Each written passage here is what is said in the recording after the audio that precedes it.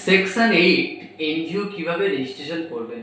অনেকের অনেক কোয়েরিজ রয়েছে বা চিন্তাভাবনা আছে যে আমি একটা এনজিও করব, সেকশন 8 করব না ট্রাস্ট করব এই নিয়েও।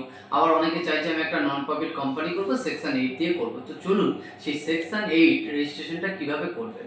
দেখুন, ফার্স্টে জানতে হবে সেকশন 8 কোম্পানিটা কি। অ্যাকচুয়ালি সেকশন 8 কোম্পানি হচ্ছে একটা নন প্রফিট কোম্পানি। যে সমস্ত কোম্পানির উদ্দেশ্য হয়ে থাকে তারা কোনো প্রফিট করবে না, তারা বিভিন্ন চ্যারিটি, সোশ্যাল ডেভেলপমেন্ট রিলেটেড কাজ করবে, তারাই মূলত সেকশন 8 নন প্রফিট কোম্পানি করে।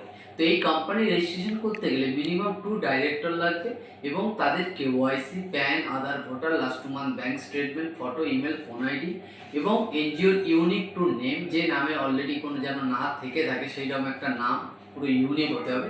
সেই নাম দিয়ে ফার্স্ট নেম অ্যাপ্রুভাল নিতে হবে, তারপর ডিরেক্টরদের ডিন নাম্বার বা ডাইরেক্টর আইডেন্টিফিকেশন নাম্বার, তারপর ডিজিটাল সিগনেচার সার্টিফিকেট, এই জিনিসগুলো রেডি হবে।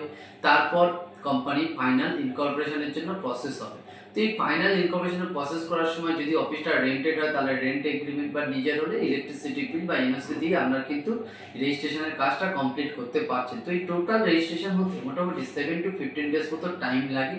এর মধ্যেই আপনি এই কোম্পানি রেজিস্ট্রেশনটা করতে পারবেন। এই কোম্পানি রেজিস্ট্রেশন নেম অ্যাপ্রুভালটা কোথা থেকে নিতে হয় না, ministry of corporate affairs mca.gov.in, ওখান থেকে আপনি কোম্পানির নেম অ্যাভেলেবিলিটি দেখতে পারবেন এবং ওখান থেকে কোম্পানির নেম অ্যাপ্রুভাল নেবেন এবং ওখান থেকে ডিন হবে এবং ওখানেই আপনি আপনার ডিনকে ভেরিফাই করা বা আপনার কোম্পানি ইনকর্পোরেশন আপনি ওখানেই ভেরিফাই করতে পারবেন।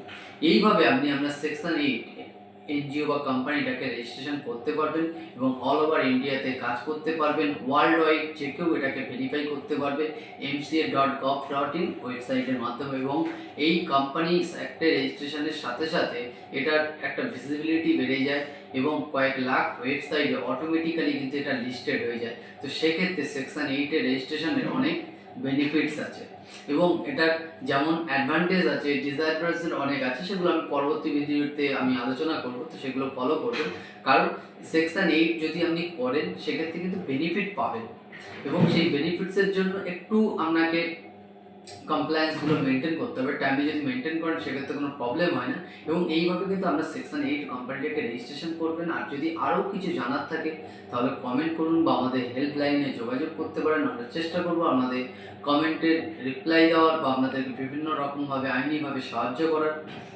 আর সবাই ভালো থাকবেন, সুস্থ থাকবেন আর অলওয়েজ সতর্ক থাকবেন।